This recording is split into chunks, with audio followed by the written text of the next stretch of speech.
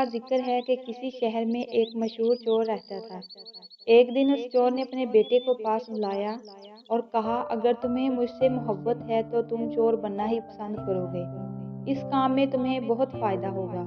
بیٹے نے جواب دیا، ابا جان، اگر میں آپ کی نصیحت پر عمل کروں گا تو کوئی میری عزت نہیں کرے گا اور میں لوگوں کی نظروں میں گر جاؤں گا۔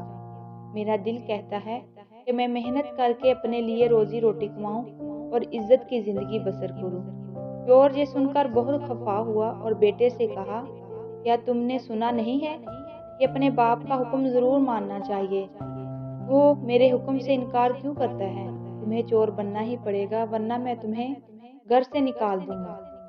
لڑکا دوسرے دن ایک کسان کے گھر گیا اور اس سے ایک گائے کا سودا کیا اور وعدہ کیا کہ میں فصل کاٹنے کے موقع پر گائے کی قیمت ادا کر دوں گا۔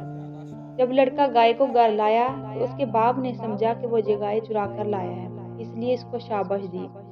چور کے ذہن میں یہ خیال پریشانی کا سبب بنا کہ کہیں ایسا نہ ہو کہ کسان کو گائے کا پتہ لگ جائے اور ہم لوگوں میں رسوا ہو جائیں۔ کچھ عرصہ بعد گائے نے ایک بچڑا جنا اور وہ خوب دودھ دینے لگی۔ دونوں باپ بیٹے مزے سے اس کا دودھ پینے لگے۔ جتنا دودھ چور پیتا تھا اتنا ہی اس کا لڑکا بھی پیتا تھا، مگر چور روز بروز نڈال ہوتا گیا کیونکہ اس کے ذہن میں بار بار یہی خیال آتا تھا کہ کہیں گائے کی چوری کا راز کھل نہ جائے اور وہ رسوا نہ ہو جائے۔ دوسری طرف اس کا لڑکا دودھ پی پی کر موٹا تازہ ہو رہا تھا۔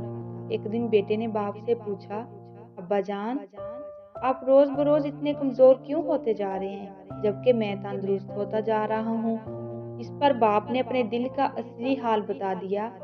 بیٹے نے کہا، ابا جان، آپ کوئی فکر نہ کریں، میں نے وہ گائے کسان سے چرائی نہیں بلکہ خرید لی تھی، اس لیے کوئی اس گائے پر اپنا حق نہیں جما سکتا۔ جب چور نے اپنے ہونہار اور ایماندار بیٹے کی بات سنی تو وہ پھولا نہ سمایا۔ اس نے بیٹے کے سامنے وعدہ کیا کہ وہ آئندہ کبھی چوری نہیں کرے گا بلکہ محنت مزدوری کر کے حلال کی روٹی کمائے گا۔